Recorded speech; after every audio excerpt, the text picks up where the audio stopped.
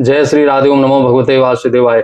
आज के इस वीडियो में मैं आपको श्री विद्या का दीक्षा क्रम क्या होना चाहिए, दीक्षा का विधान क्या है, दीक्षा का प्रावधान क्या है और गुरु के लक्षण कैसे होने चाहिए, शिष्य के लक्षण कैसे होने चाहिए और उसके अलावा इस दीक्षा को आप कौन से तिथि, कौन से माह, कौन से पक्ष, कौन से नक्षत्र, कौन से दिन में ले सकते हैं, वो सारा विधान बताऊंगा।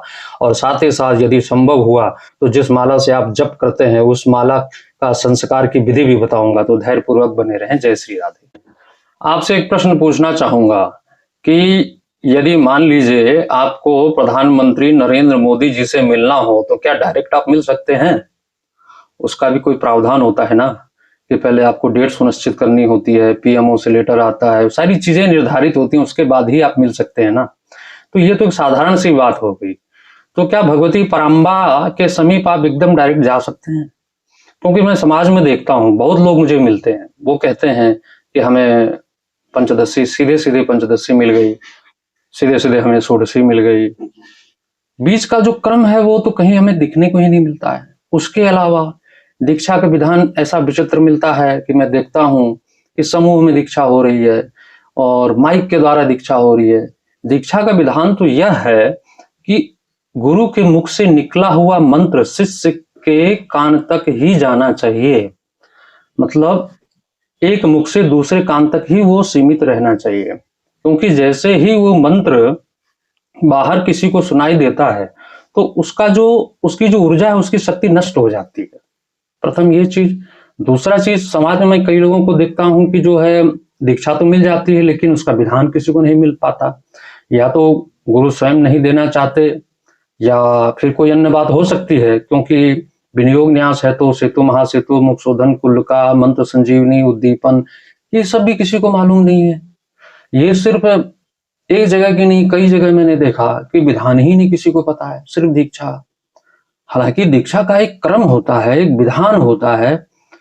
और मुझे ऐसा भी इसलिए लगता है कि आज का जो युग है उसमें शिष्य को बनाने की एक होड़ है। हमारे पास में 50 शिष्य हैं तो उसके पास में दूसरा सोचता है हमारे पास में 100 होने चाहिए, किसी के पास 100 है तो कोई सोचता है हमें 300 होने चाहिए। शिष्य बनाने की होड़ है। और जो शिष्य है उसका कल्याण तो संभव ही नहीं होता, क्योंकि जहां पर शिष्य बनाने की होड़ होगी वहां परंपरा का तो लोभ ही होता है। तो समझ में नहीं आता है क्या चल रहा है। मैं किसी के ऊपर आक्षेप नहीं कर रहा हूं, जो मैं देख रहा हूं वही आपसे कह रहा हूं। क्योंकि हर चीज का एक प्रोसेस होता है, एक विधान होता है। मन मना आचरण आप नहीं कर सकते, ना ही गुरु को करना चाहिए। क्योंकि अगर यदि कोई गुरु किसी शिष्य को दीक्षा देता है तो उसको पूरा विधान बताना चाहिए, और यदि वह विधान नहीं बता रहे हैं तो दीक्षा ही नहीं देना चाहिए। कितने ऐसे लोग मैं देखता हूं जो है एक प्रकार से उनका मति भ्रम होकर के घूम रहे हैं, उनको कुछ भी प्राप्त नहीं हो पाया, बाद में धीरे धीरे उनकी जो है श्रद्धा में बदल जाती है। तो ये बहुत सारी चीजें हैं जिनके विषय पर मुझे लगा एक वीडियो बनाना चाहिए कि दीक्षा की परंपरा क्या होना चाहिए, ये सब इत्यादि। तो मैं सीधे सीधे अब अपने विषय पर ही आता हूं। आपको क्रमवार एक एक चीज बताऊंगा और जिस पुस्तक का मैं सहारा ले रहा हूं वो भी मैं बता देता हूं। इस पुस्तक का नाम है नित्योत्सव। इसमें जो है परशुराम कल्प सूत्र, प्रपंच सार तंत्र, उन सब का निचोड़ दिया गया है। तो बताऊं उससे पहले कुछ संवाद। दीक्षा एक स्वतंत्र प्रक्रिया है, यह किसी की अंगभूत प्रक्रिया नहीं है। जो व्यक्ति दीक्षित हो जाता है वही उपासना का अधिकारी होता है। दीक्षा का परिणाम क्या है? दीक्षा जब आपको मिलती है तो क्या आपने देखा आपके जीवन में कभी कुछ बदलाव आए? महीना, 2 महीना, 4 महीना, 6 महीना में कोई बदलाव आया तो बहुत उत्तम है। दीक्षा का परिणाम है पशु वासना का क्षय। जो हमारे अंदर में जो वासना है उसका क्षय होना चाहिए। पशु वासना का क्षय ज्ञान सद्भाव से होता है, जो गुरु प्रदान करता है। इसलिए कहा गया है कि दीयते ज्ञान सद्भाव गुरुणा और परिणामतः क्षीयन्ते पशु वासना पाशबद्ध पशु। इस नियम के अनुसार घृणा, शंका, भयम, लज्जा, जुगुप्सा चेति पंचमी, कुलम शीलम च जातिं च, ये 8 पास माने जाते हैं। श्री तंत्रालोक कहता है कि परम सुंदर, परम शिव, परमाद्वैत के विपरीत जो भावना है वही पास है। इस तरह श्रद्धा विश्वास से रहित पुरुष ही पशु कहलाता है। अब समझ गया पशु वासना का क्षय। तो श्रद्धा नहीं है, विश्वास नहीं है, तो एक प्रकार से पशु जीवन ही वो जी रहा है। और उसकी पशु वासना का क्षय ज्ञान सद्भाव से होता है। यही ज्ञान सद्भाव गुरु के द्वारा दिया जाता है। इसमें दो क्रियाएं होती हैं, एक गुरु द्वारा ज्ञान दान करना, दूसरा ज्ञान द्वारा पशु वासना का क्षय। यही ज्ञान और क्षय का जो अलौकिक संयोग है वही दीक्षा है। यद्यपि यह प्रत्यक्ष नहीं है किंतु रहस्य के समान है। इसी से श्रद्धा विश्वास का जन्म होता है।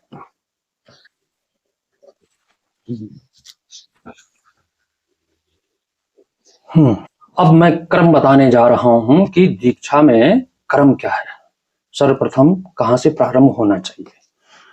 शिष्य को सर्वप्रथम गणपति, भगवान महागणपति, उसके बाद में मां ललिता, उसके बाद में श्यामा, उसके बाद में वार्ताली, उसके बाद में पराविद्या की क्रमिक दीक्षा दें। समझे आप। गुरु शिष्य को सर्वप्रथम महागणपति, जो आप जिसकी साधना करने जा रहे हैं, सबसे पहले महागणपति की साधना तो आपको करनी होगी, जो आने वाले जो विघ्न हैं उनका निवारण करने के लिए। उसके बाद में मां भगवती ललिता, उसके बाद में मां भगवती श्यामा। श्यामा जो है मां भगवती की एक प्रकार से ये समझिए आप कि उनकी जैसे एक मंत्री होता है, बिना मंत्री के आदेश के कुछ नहीं होता है, मंत्री ही राजा को सजेस्ट करता है, तो उनकी अनुमति के बाद ही आपको प्रवेश मिलता है। तो भगवती श्यामा, उसके बाद में वार्ताली। वार्ताली जो है भगवती का दंडनी क्रम है। वार्ताली पराविद्या दीक्षा। यहाँ यह जानना परम आवश्यक है कि गणपति क्रम में सिंहासनेश्वरी मां त्रिपुर सुंदरी की साधना के विघ्नों का वारण करने के उद्देश्य से आचार का विषय बनाया जाता है, जो महागणपति की प्रथम दीक्षा लेनी चाहिए। अतः यह ललितोपासना का प्रधान अंगभूत प्रथम क्रम है। वहीं श्यामा, भगवती श्यामा जो भी हमने बताया, साचिव्य के कारण, मतलब भगवती की सचिव है वो, और वार्ताली दंडाधिकारिणी, भगवती की जो दंडनी शक्ति है भगवती वार्ताली है, होने के कारण ही अंग रूप है।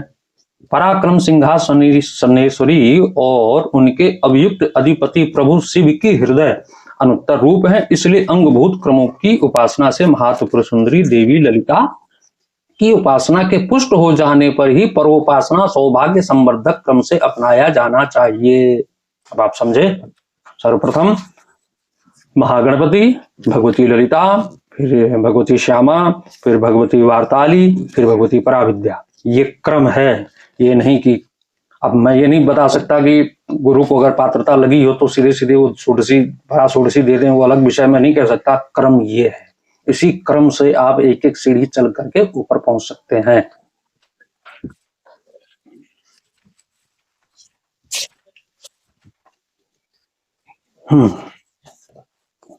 अब देखिए दीक्षा का काल निर्णय बताने जा रहा हूं। दीक्षा वैशाख में लेने पर सिद्धिप्रदा होती है। श्रावण में दीक्षा शिष्य का प्रत्येक दृष्टि से संवर्धन करती है, अर्थात उत्तम है। आश्विन मास में सभी प्रकार की सिद्धियां प्राप्त होती हैं। कार्तिक में ज्ञान की वृद्धि होती है। अगहन में दीक्षा शुभ प्रदा मानी जाती है। माघ मास में सोना उगलने के समान मानी जाती है। फाल्गुन में भी दीक्षा सभी सिद्धियों को प्रदान करती है। मल मास, जिसे 6 मास या पुरुषोत्तम मास कहते हैं, दीक्षा उसमें वर्जित है। रविवार में दीक्षा से धन की प्राप्ति होती है। सोम को शांति, बुध में सौंदर्य, बृहस्पतिवार में ज्ञान की वृद्धि एवं शुक्रवार में सौभाग्य की प्राप्ति होती है। द्वितीया तिथि में ज्ञान, तृतीया तिथि में पवित्रता, पंचमी तिथि में बुद्धिमता, सप्तमी में सौख्य, दशमी में राज सौभाग्य, द्वादशी एकादशी में सुचिता, द्वादशी से सर्वसिद्धि और पूर्णिमा दीक्षा की सर्वोत्तम तिथि होती है। तो समझ गए आप। मैंने अभी मास बताया, उसके बाद में दिन बताया। अब नक्षत्र बताता हूं।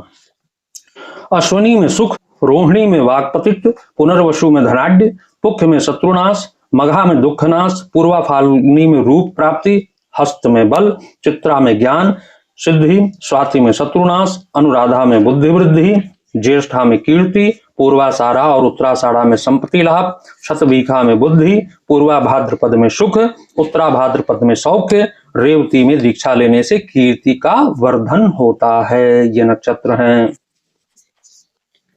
अब उसके बाद में भगवती के पर्व आते हैं, उसमें भी दीक्षा का विधान है। कौन कौन से पर्व हैं भगवती के?